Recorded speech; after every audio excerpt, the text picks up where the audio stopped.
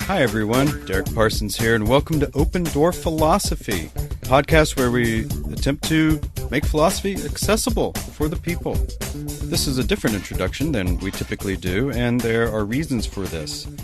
On this episode, Andrew and I were so thrilled to have really someone that we look up to tremendously because we deal so much with his work. It's the translator Robin Waterfield, and his latest translation is that of Epictetus, his handbook, Discourses, and Fragments. It's a wonderful translation, and longtime listeners of the show will know that Andrew and I appreciate Stoic philosophy, of which Epictetus is considered one of the big three. But as Epictetus reminds us in the Enchiridion, chapter 1, which is the handbook, he says, there are things which are within our control, and there are things that are outside of our control. And that's precisely what happened in this episode. We had some technical difficulties that we were unable to rectify in post-production, and unfortunately the first 4 minutes of this interview no longer exists. But what we do have is the remainder of the interview, which I think everyone, of course, will find insightful not only about Epictetus, the person, but about the work of translating classical works, and a bit about Epictetus's Stoic take from one of the most authoritative persons to speak on it. One of the things that was missed in the first 4 minutes was his biography, so I'd like to read that right now. Robin Waterfield is an independent scholar specializing in ancient Greek philosophy and history. He was educated at the University of Manchester and Cambridge in the 1970s, and for a few years worked as a university lecturer, chiefly at St. Andrews University, before Mrs. Thatcher's government put paid to that career. Since then, he has largely been a writer, with a couple of brief forays into publishing. He has had more than 50 books published, ranging from children's fiction through biography and popular science to history and philosophy. Many of these books are annotated translations of ancient Greek prose authors, i.e., predominantly philosophers and historians. But he has also written a number of well-received history books, focusing especially on the Hellenistic period of Greek history. His most recent book is a translation, with introduction and notes, of the Complete Works of Epictetus, which we'll be talking about today. And forthcoming next year from Oxford University Press is the first ever book-length biography of Plato.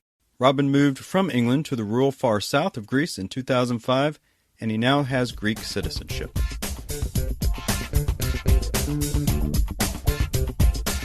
So I'm curious on what drew you in the first place to wanting to translate works on Stoicism. We've mentioned that you have translated Marcus Aurelius's work too, but why Epictetus and why now? Nothing more than coincidence, Andrew, really. It was, it wasn't my doing. A few years ago, Basic Books approached me to do this annotated translation of Marcus Aurelius's Meditations. I really enjoyed that so much that I then asked my editor at the University of Chicago Press whether I could do Epictetus. I already had a relationship with the University of Chicago Press. They'd published a history book of mine, and they've published 7 volumes of the complete works of Seneca the Younger, the most important Stoic predecessor of Epictetus. So I offered them the Epictetus as a sister volume. It was no more than that. Were you familiar at all with Epictetus or Stoicism before then? I mean, more so than most people, because, I've been studying ancient philosophy one way or another for most of my life. But having said that, specializing more in the pre-Socratics and Socrates and Plato than in post-Platonic stuff, or let alone in Roman period philosophy. But in a sense, it was a bit of a crash course. And I think, although I shouldn't really say this, I think that the introduction I wrote to Epictetus is a bit better than the introduction I wrote to Marcus Aurelius, because I'd learned a bit more in the meantime. I don't know if you know a philosopher called Charles Britton, some of his work, but he was one of the readers of my Epictetus, and he was immensely helpful on getting me to tighten up the introduction and things. So Robin, Epictetus was a Stoic, and that's a particular school of philosophy. We've covered Epictetus and Marcus Aurelius and Seneca and Stoicism on the program before, but could you give us a brief background on Stoicism for perhaps first-time listeners, or what does that philosophy concern itself with? It's what we would call a philosophy of life. Yes. Nowadays, of course, Stoicism means the ability to endure hardship without complaining and without displaying emotion. And this is a true reflection of ancient Stoicism, but there was an awful lot more to it than that. But I should start by saying that Stoicism was not a matter of faith. Every one of their tenets was argued for, but I don't have time now to explain the arguments. Right. So here's a kind of a bullet list of the main characteristics. The Stoics, as I think I've already mentioned, divided philosophy into three fields: physics, logic, and ethics. But I'll focus on ethics because that's Epictetus's focus in the discourse. So the starting point of Stoic ethics is that the only thing that is good is virtue, and the only thing that is bad is vice or imperfection. Only a fully virtuous person is truly happy or fulfilled.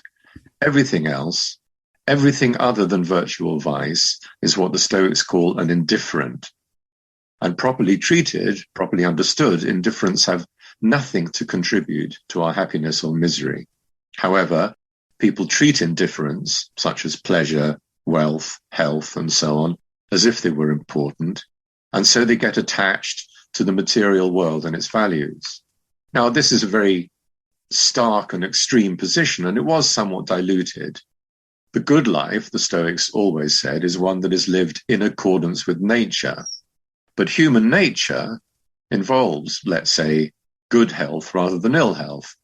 You wouldn't say that ill health was what it is to be human. You would say normal, everyday good health was part of what it is to be human.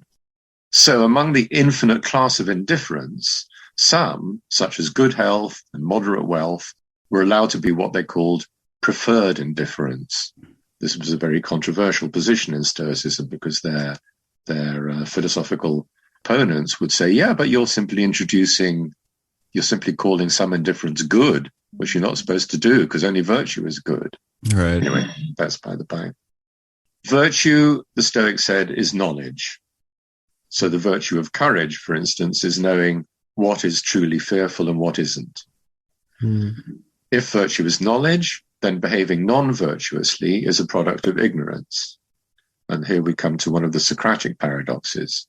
Everyone thinks that everything they do is good for them, but we are simply often objectively mistaken about this. The Stoics say that the solution is to cultivate knowledge and rationality, which is to say that we cultivate the divine in us, since God is perfected reason.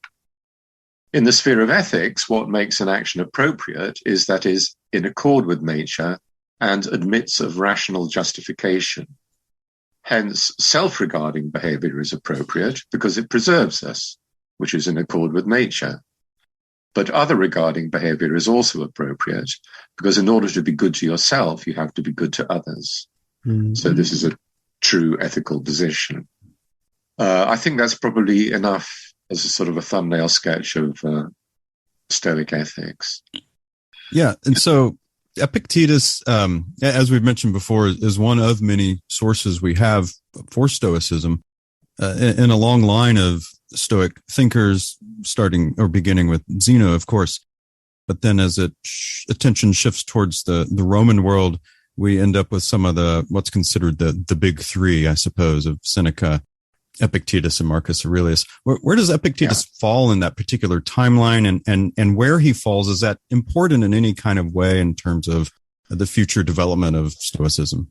Yeah, very good question. So Epictetus lived and worked roughly 400 years after the foundation of Stoicism by Zeno of Citium. And, it's very clear that this was a flourishing tradition for all those 400 years.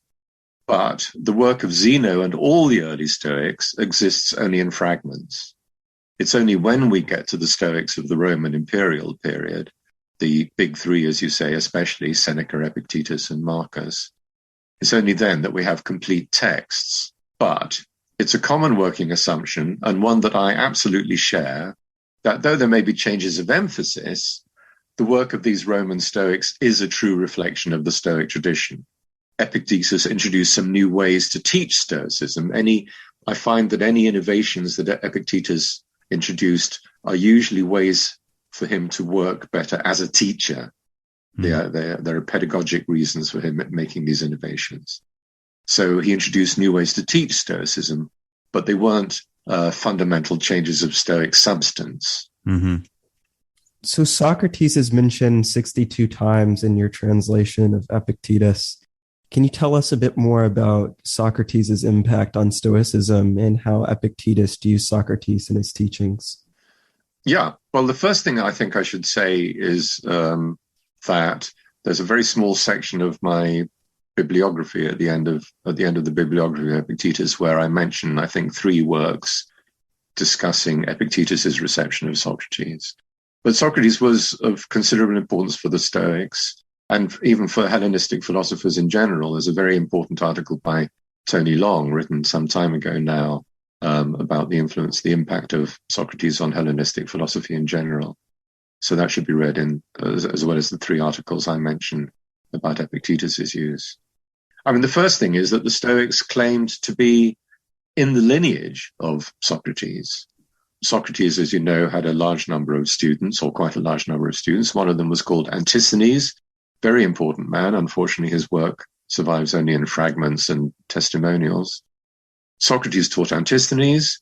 Antisthenes taught Diogenes of Sinope, that very famous, the first cynic who famously lived in a jar out on the street and shunned possessions and the ways of this world altogether and lived as a tramp. So Antisthenes taught Diogenes. Diogenes taught somebody called Crates, and Crates taught Zeno of Citium, the founder of Stoicism. So the Stoics and the Cynics always claimed to be Socratics, to be within the lineage of Socrates. For some Stoics, Socrates may even have been the paradigm of a Stoic sage, a fully enlightened human being. It's not clear that Epictetus put him on that higher pedestal, because I think for Epictetus, as for most Stoics, they would say that there probably hasn't ever been a Stoic sage, or that, the existence of one is an extreme improbability. But for Epictetus, Socrates is at least the paradigmatic philosopher, and he refers to him as such dozens of times, 62 times, as you say. But even without referring to him, I mean, there are plenty of passages in the discourses where you can see Socratic influence where Socrates is not mentioned. I'm thinking in particular of Socratic method, which is, fairly rapid fire question and answer between Socrates and an interlocutor. And Epictetus does that all the time. Epictetus is doing this interchange with his students or with one of his visitors, but more often with an imaginary interlocutor that he makes up to act as a foil. And so he fires questions at this person and answers them himself. So Socratic method is very important. We've got 2 main sources for Socrates, as you know, Plato and Xenophon. But it was more Xenophon's portrait that the Stoics took over rather than Plato's. Plato's Socrates was too ironic, too given to insisting that he knew nothing to act as a Stoic sage or as an approximation to a Stoic sage. Mm-hmm. But the Stoics did take over central aspects of Socrates' thought, and especially the 2 main so-called Socratic paradoxes, that virtue is knowledge. We've already talked about that a little bit. But the other one is that no one deliberately does wrong. And this is a central paradox to both Socrates and Epictetus. Everything we do thinking that it's the right thing for us to do and that doing it will do us good. Even a criminal thinks that it's best for him to commit his crimes. But according to Socrates and the Stoics, the criminal is simply wrong. He's in fact harming himself by committing his crimes. So even someone who behaves non-virtuously thinks that what he's doing is good for himself, and it's just that he's objectively wrong, because what he's doing won't fulfill him as a human being. That is, it won't make him happy. He's denying his potential because he has a mistaken belief or judgment. And since all actions thus depend on beliefs, it's critical to get one's belief set right. That is the moral that the Stoics drew from this second Socratic paradox.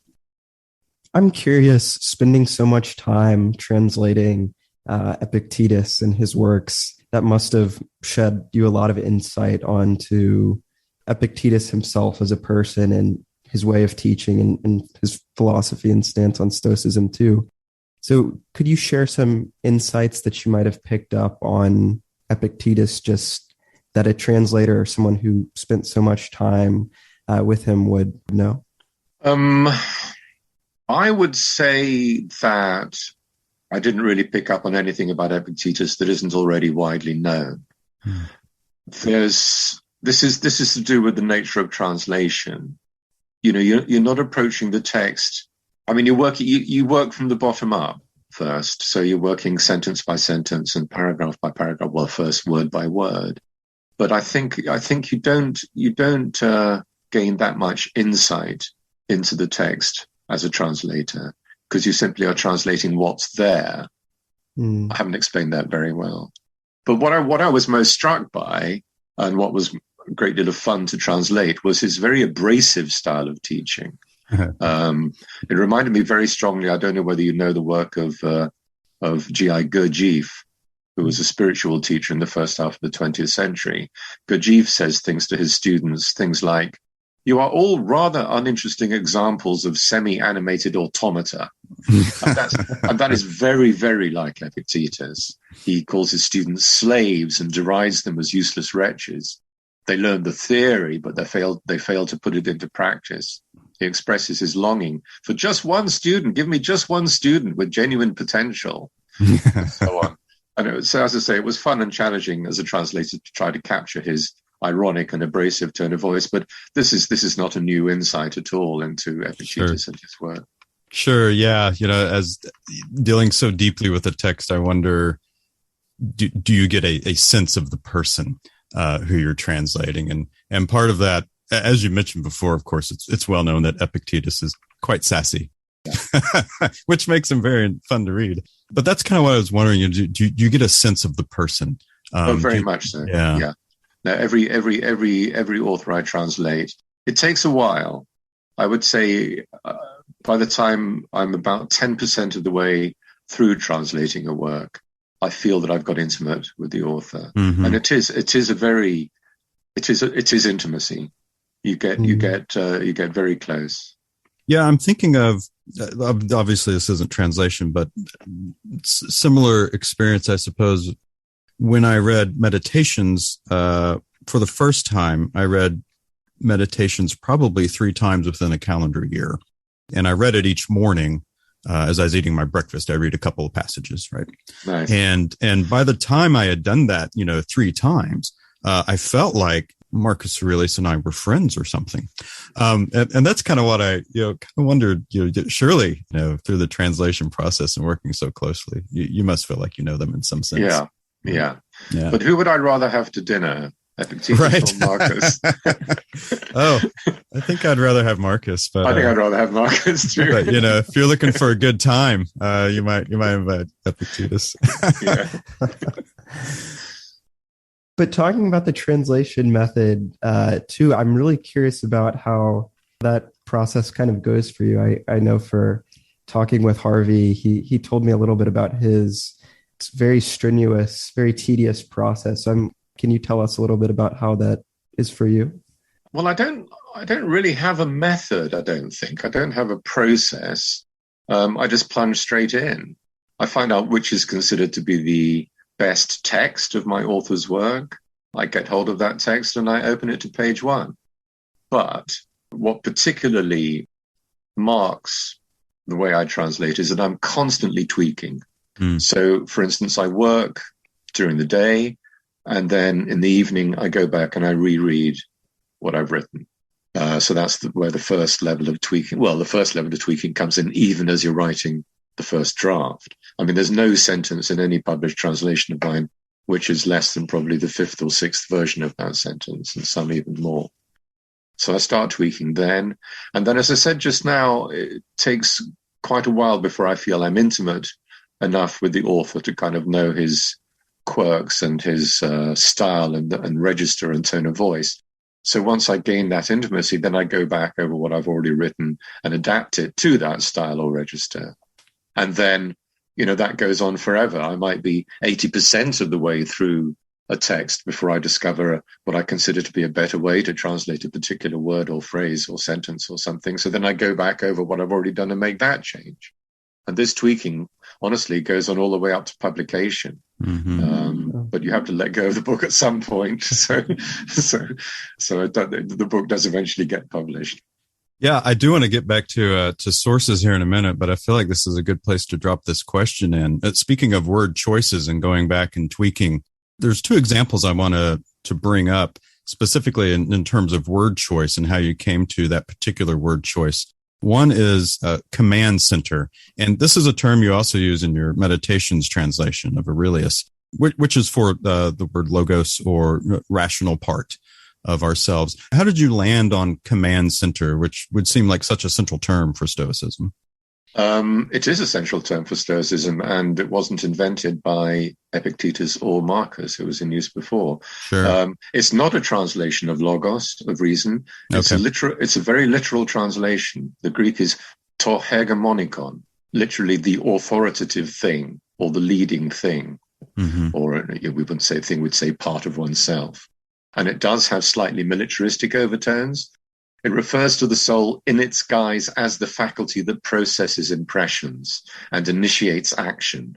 So, like a military general, weighing his information and then issuing orders to his troops. That's what the command center does. So it refers to the same aspect of oneself as logos, as reason, but it's putting it in a different way. Yeah, that's what I think of when I think of command center, is sort of a militaristic. You think of all the military chiefs together in a war room. Yeah, and I don't think the translation was original to me either. I think others have used it. Okay, and the other one I wanted to bring up is with word choices. Again, back to Epictetus's sort of sassy nature with his students and everything. There's all kinds of very fun wordplay in there with him. The one I want to reference directly, even though technically it comes from the Enchiridion, which is Arrian's sort of compilation of Epictetus's thoughts. So I don't know if this is exactly a direct quote from Epictetus, but in the 22nd chapter, it says, anyone with philosophical aspirations must immediately accept the fact that he's going to meet with a lot of ridicule and mockery. Look who's back, they'll say, and now he's a philosopher all of a sudden. And how did he get so hoity-toity? And so hoity-toity gave me a good laugh. Epictetus always gives me a laugh, but that particular term. And I thought, okay, well, that's a choice on your part, I assume. I assume there's not a direct, Greek translation of hoity-toity, but perhaps there is. So anyway, could you say a little bit about those types of choices? I can't remember now what word I translated as hoity-toity, but I think, hang on. Yeah, but it occurs also in discourses. Okay. That particular bit of the handbook, Arrian is drawing on discourses 2:9. So the word occurs there as well, whichever word it was that I translated that way. No, I mean, this was a lot of fun, as I said before. I mean, trying to capture Epictetus's tone of voice. The discourses, as I've said, didn't constitute the formal teaching of the school. No doubt in the mornings when Epictetus was teaching the theories of Stoic logic, physics, and ethics, no doubt his speech was more formal and technical, but the discourses were delivered live, and sometimes even just as he was strolling around with his students. And the tone of voice is quite different, colloquial, abrasive, impassioned. We don't have any evidence for this, but I strongly suspect that he spent at least some of his time in Rome as a street preacher. The Stoics, particularly those Stoics who were attracted to cynicism, did do this. And I rather think that Epictetus did that, and I think we still get traces of that in the discourses, where he's using everyday language and where he's being very abrasive, where he's trying to get people to change their lives by insulting them. I mean, he says at certain points in the discourses, a student should leave the doctor's office in pain. He wants people to see that there's something wrong with themselves or the way they fit into the world at the moment, and so that they can start to change their lives. I think, I mean, as I say, it was fun for me to try to capture Epictetus's everyday language, but I think I was helped in this by the fact that I've translated an awful lot of Plato, who has the same mix. He's not as coarse as Epictetus, but he does have roughly the same mix of easy flowing colloquial language, very conversational, the dialogues are, and high-flown philosophy. So it's roughly the same kind of mixture as we find in Epictetus. Can you tell us a little bit more about how you learned so much about the historical kind of context that was ongoing during this time to kind of get you in the frame of mind to know that Epictetus might have been such as like a street preacher, or and getting to know also the kind of philosophical side too? Was that come from your education in university, or was that kind of part of the translation process for this work too? Yeah, I mean, what I do for every book I ever write, whether it's an original book or whether it's a translation, is that I read absolutely all the secondary material I can get my hands on. And so that insight into Epictetus undoubtedly came from my reading. By far the most important book on Epictetus is by Tony Long, published in 2002. I can't remember the title off the top of my head, but maybe I picked it up from there or from something else. I mean, as I write the introduction and in preparation to doing the translation, I read dozens and dozens of books and articles. So yeah, it would have come from there, I think. I'm curious too, how long would you say that this whole translation process took for this book, from when you reached out to Chicago Press to date of publication? How long was that? It's a long book. It probably took me 18 months, I would say, from start to finish. So a lot of research, and then the translation, and then the writing the introduction. And that's 18 months of solid work. I mean, one of the great benefits of being self-employed, and I've been self-employed since 1982, more or less, a couple of brief periods in a publishing house, but they don't really count. They were very brief. And one of the great advantages is that I can dedicate my time entirely to a single project. Okay, it gets interrupted if I've got proofs coming in of another book or, something else, or even occasionally taking a holiday, who knows. But otherwise, and that's very critical for a translator, because memory is crucial. It's not just, you've got to remember not just how you've translated words in the past, but you've got to remember how you're doing the style, how you're doing the register of your author, and all of that kind of thing. So the fact that I'm so lucky that I'm able to just work at it continuously. So Epictetus, I would say, I can't remember, sometime between 18 months and 2 years.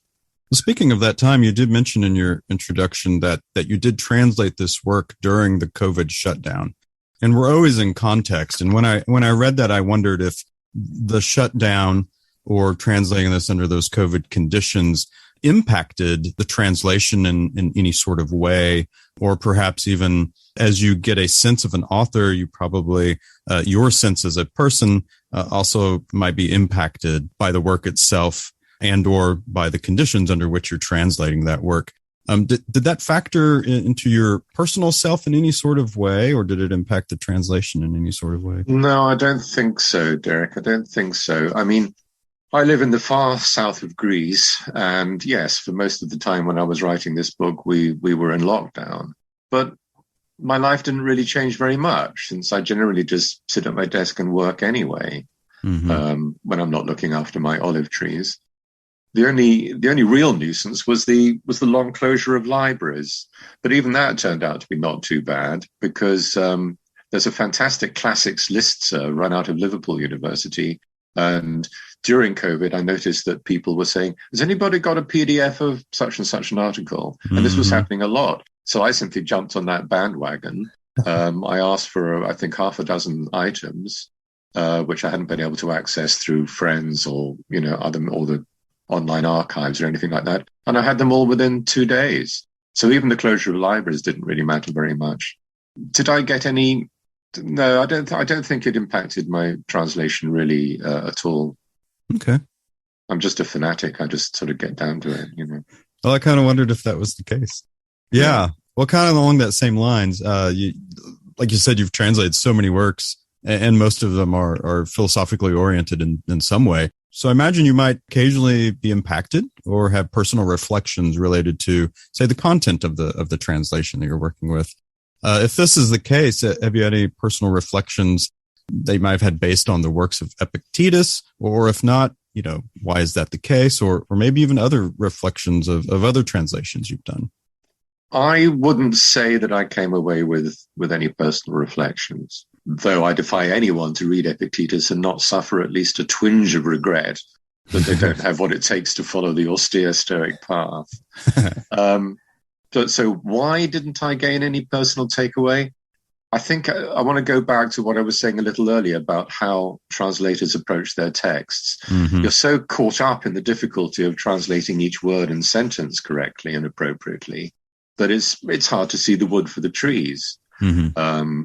I mean, let's take an example. As you probably know, there's an extensive worldwide movement now known as modern Stoicism. These are people who call themselves Stoics or would-be Stoics, and they read Epictetus and others for guidance as to how to improve their lives. But as a translator, I can't get caught up in a text like that. It can't be personal, because otherwise I'll be tempted from time to time not to translate what I see in the text, but what I want to see in the text. Mm-hmm. And when I started as a translator doing a lot of Plato, that really was a temptation. It's bound to be a temptation if you're a thoughtful person translating philosophers. But, I had to learn to just translate what I see, not what I want to be there. So I just got on with translating. Of course, I have to think about the content and make sure it's as coherent in my version as in the original, but I'm still not thinking about it personally. I'm not taking it in personally. Yeah, I wondered if that would be the case. I find that really interesting. I assume the task is just to do the translation, as you pointed out, right? Yeah. Because sure, I mean, if I was translating Plato, I would get caught up in the world of forms as well. It's so beautiful. But yeah, you need to produce a faithful translation, of course. So how did Epictetus come to us 1800 years later? You mentioned Arian. Can you talk a little bit about who he was and his role in Epictetus coming down to us too? We're actually very blessed with Epictetus. He was always popular right from the start. So there are a very good number of manuscripts, and we can be fairly confident that the texts of his work that we use today are close to what he originally wrote, or rather what Arian originally transcribed. But having said that, I've never translated a work without deviating at least some points from the authoritative text. I might prefer the reading of one group of manuscripts over another, or I might prefer the suggested reading of some past scholar, or even come up with a new reading of my own. Now, Arian, Lucius Flavius Arrianus, to give him his full name, was one of Epictetus's students. We can pinpoint the time he was at Epictetus's school to roughly 108 CE. He later became a well-known author in his own right. For instance, his account of Alexander the Great's Eastern expedition is considered to be the best, even though he was writing hundreds of years after Alexander. Now, somehow, he preserved all these discourses. He or his slave, as I mentioned before, must have known stenography. We know that stenography existed in the Roman world. Cicero mentions it in the 1st century BC. So he or his slave must have known stenography. And it's possible that some of Epictetus's talks may already have been transcribed by others. So there might have been at least some stock of the discourses for Arian to draw on. But it's still an astonishing feat to recover what originally would have been about 250,000 words of extempore and rapidly delivered lectures. In fact, it's such a remarkable feat that many scholars feel there may be more Arian in the discourses than we can detect. Well, that may be true, but we can't detect the joins, and so it makes no difference to me as a translator. We've talked a little bit about the predecessors of Epictetus with, some maybe Hellenistic influences in Zeno. And one of the things that these Stoics place an emphasis on is the 4 cardinal virtues: courage, wisdom, justice, and temperance. You mentioned in your introduction that Epictetus places less emphasis on the virtues and more on roles and acting in accord with nature. Can you talk a little bit more about this shift? Yeah. The talk of roles does seem to be original to Epictetus. We don't find it elsewhere, and we don't even find it in Marcus Aurelius, who was very heavily influenced by Epictetus. And as I said before, I think all the tweaks or innovations that Epictetus introduced to Stoicism are to do with his being a teacher. So his students were almost entirely upper-class Romans who had a very strong sense of their place in Roman society. And Epictetus is riffing off that. He's saying, look, since you can't change the family or society you were born into, then it was one of those many things, one of those many indifferents that was given to you by the benevolent God. So you have to accept the roles you've been given as a son or a daughter, as a father or a mother, as a member of this society rather than that.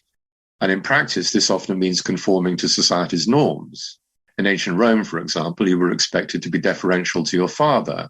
So being a good person, practicing virtue as a son meant playing that role properly, i.e. being deferential to your father. Even, Epictetus says, even if you know that your father is a bad man, you can't concern yourself with his badness. That's his problem, not yours.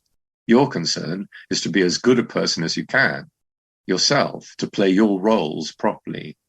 So you can see how talk of roles kind of substitutes for talk of virtue. He's not sort of being explicit. He's just saying you've got to be a good person within your roles, rather than talking about the four cardinal virtues or anything like that.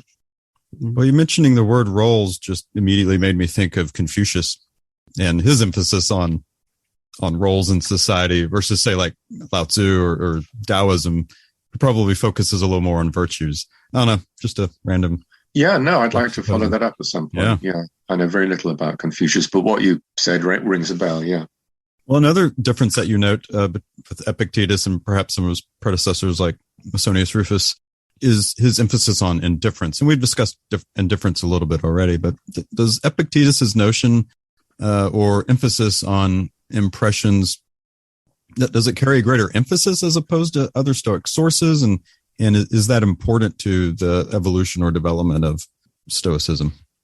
I don't think Epictetus emphasizes indifference more than other Stoics. They're prominent in Marcus, for instance, and in Seneca. But one interesting difference is that Seneca does, but Epictetus, followed by Marcus, doesn't talk of preferred and dispreferred indifference. Mm-hmm. I've already mentioned this term, and I'll go on, even at the risk of some repetition. Strictly, as Epictetus puts it at 2.9.15, things are either good, bad, or indifferent. The virtues and everything in which the virtues play a part are good, and their opposites are bad. Indifferents are things like wealth, health, and reputation. So, strictly, everything other than virtue and vice are indifferents, and they have no contribution to make to our happiness or misery. Nevertheless, because the Stoics always claimed that a good life was one that was lived in accordance with nature, from that perspective, many indifferents can be rated on a scale of value, even if they can't be rated as good or bad. Their value depends on whether they're in accord with nature and aid an aspirant's progress toward virtue. And so consideration of the value of things allows us to draw distinctions within the infinite class of indifference, such that some of them are preferred indifference and others are dispreferred. For example, health is neither good nor bad, since it is neither virtue nor vice. We can be happy, fulfilled human beings, whether we're healthy or unhealthy. But health is still to be preferred to sickness because it is natural to us as human beings. Or in other words, as Epictetus would put it, it's the bodily condition that God established for human beings. Since happiness depends on our being in harmony with nature in all respects, and since health is our natural condition, it is a preferred indifferent. It's not something we should want. It's not something we should seek after, but it's something we can select. A quite subtle difference. By the same token, moderate wealth and some degree of status in society are also preferred indifferents, not surprisingly, since they reflect our nature as human beings. Stoic preferred indifference coincide to a considerable degree with the ordinary values of society. So this is standard Stoic doctrine and central doctrine too, but it never occurs explicitly in either Epictetus or Marcus. Epictetus implies the distinction, 1:26-27, where he takes someone to task for choosing a worse indifferent, death, over a less bad one, exile. So he's making a distinction of preference between exile and death. And Discourse 1:2 also operates with the same distinction between worse and better indifference. But that's about it. Mm-hmm. He doesn't explicitly make the distinction, nor does he enter into the considerable controversy that the distinction aroused, which I've already mentioned. Mm-hmm. The critics of Stoicism said that the doctrine of preferred indifference was just a sly way of saying that they were good for us, and so importing the notion of goodness by a back door. Something you mentioned earlier is this, I think you said the worldwide Stoic movement. That seems popular. Stoicism seems very popular nowadays, especially among kind of self-help authors. But nevertheless, it seems like it's captivating a lot of people right now, or certain ideas in Stoicism. Can you talk about why you might think that Stoicism has had this effect on not only us, but past leaders and past cultures? Bill Clinton was very taken with Marcus Aurelius. There was an article, and I think in the New York Times Review of Books or something years and years ago. I'm only vaguely remembering. I think I footnoted it in the Marcus translation. But I mean, Andrew, I don't really have any special insight into this because I'm not a practicing Stoic. So I can't really say what it is that attracts people about it. I can guess, and I will go on to guess. Nor am I particularly widely read in modern Stoicism. But I think what's important to start by saying is, let's go back to that triad. The Stoics taught ethics, physics, and logic. But for modern Stoics, as far as I know, they hardly think about the physics and the logic. It's the ethics they're interested in, because they're interested in improving their lives and becoming better people. And so I imagine that the attraction is because it offers clear guidelines to living. It's very, the axioms, the starting points are very simple. Some things are up to us and some are not. Things are either good, bad, or indifferent. That's a very clear and easy foundation to start working with. Of course, the practices that stem from these axioms are difficult to apply, and difficult to apply consistently as well. But I think what's initially attractive might be a sense of, hey, I can work with that. It'll help me to do something about my sense that at the moment, not everything is as it should be in my life. So I'm guessing that might be it. Yeah, I agree with your notion on the metaphysics in the new modern Stoic movement. And I think one of the big topics that they debate is as to whether or not, the notion of providence from a deity of some type, whether or not an atheist can be, a Stoic, and they kick that around. But yeah, I think you're right. No, I think of like, maybe Ryan Holiday or even Massimo Pigliucci, who's published a great deal in the last couple of years.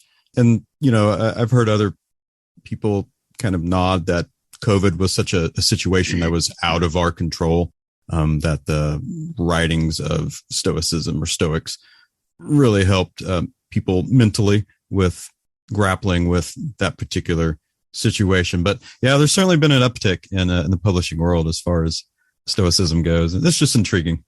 It's true. And of course, having translated Marcus and now Epictetus, I hope to be riding on his coattails.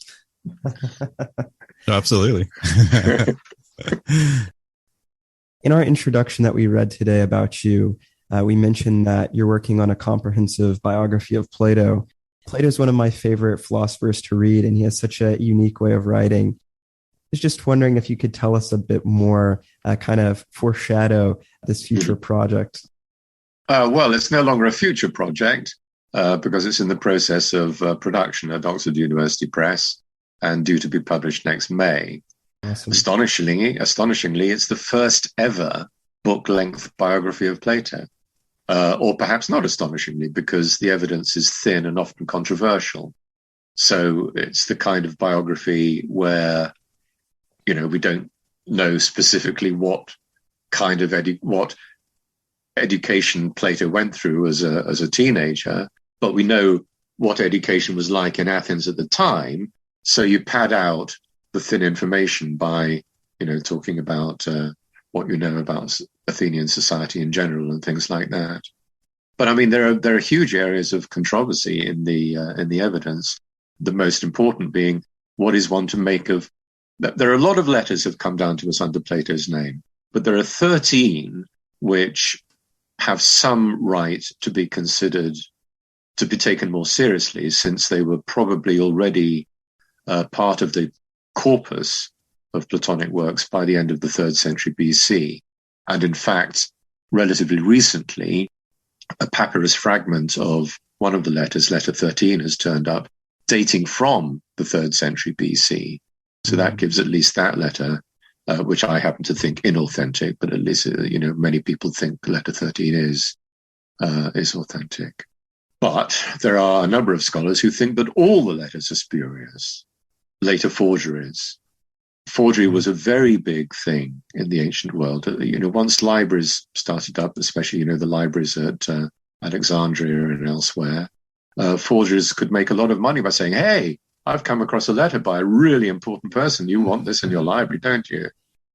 So many scholars think that all the letters are later forgeries, but they are our richest source of biographical information, particularly to do with Plato's visits to Syracuse, particularly when it was ruled by Dionysius II, and his intervention there to try to turn Dionysius into a more of a constitutional monarch rather than an absolute monarch. The word for an absolute monarch in ancient Greek was tyrant. Mm-hmm.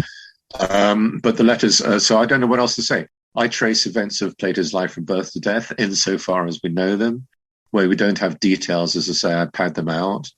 There is since this is a biography of a philosopher, the book's also meant to double up as an introductory account of his philosophy, but very introductory.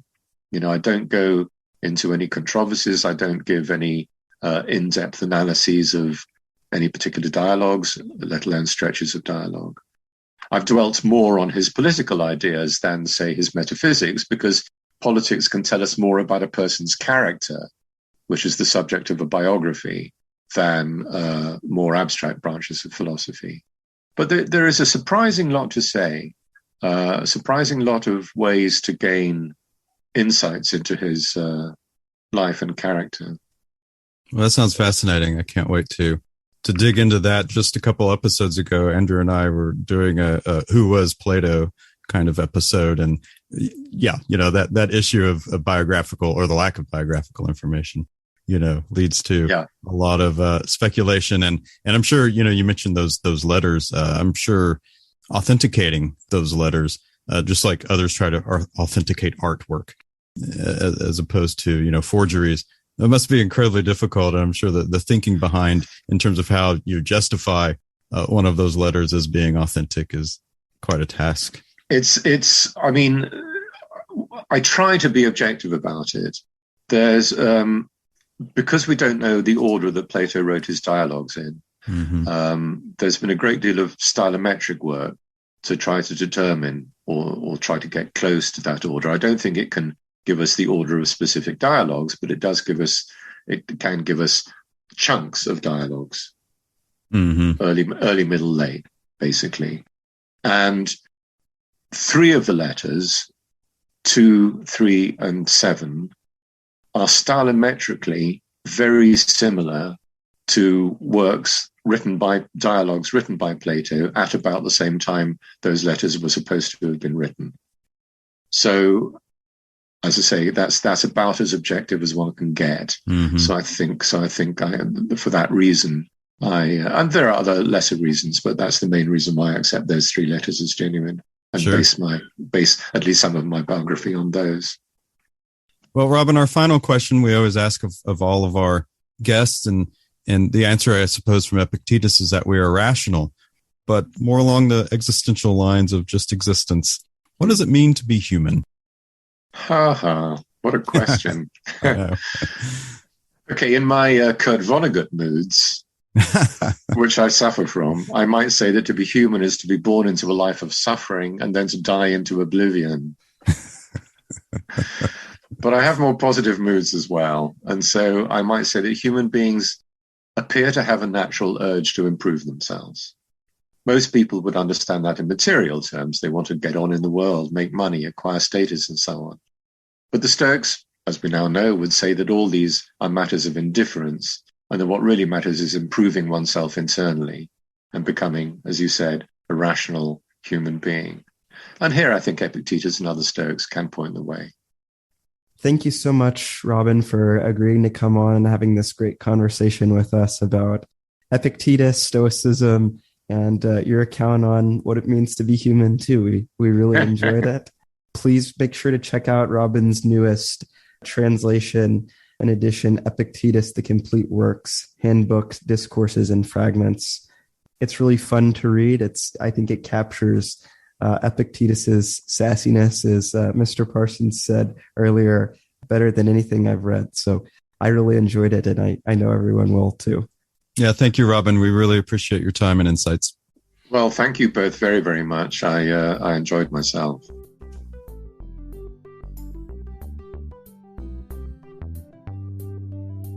Thank you so much again to Robin Waterfield for coming on the podcast. A lot of fun, very insightful, and very accessible too. I learned a lot, and I'm super excited for everyone to check this book out too, and to really gain a lot from it.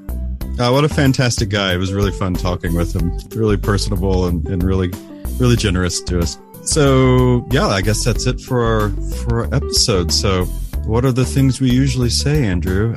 Yeah, who do we gotta thank? Gotta thank Kevin MacLeod for the use of his really groovy music that's playing right now.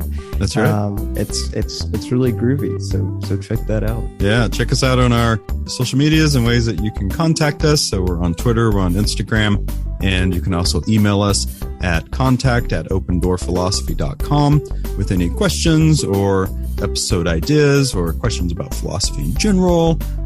I think that's it. So that's it. Remember, when your life is in need of some philosophy, the door is always open. Thanks. Sure is. See ya.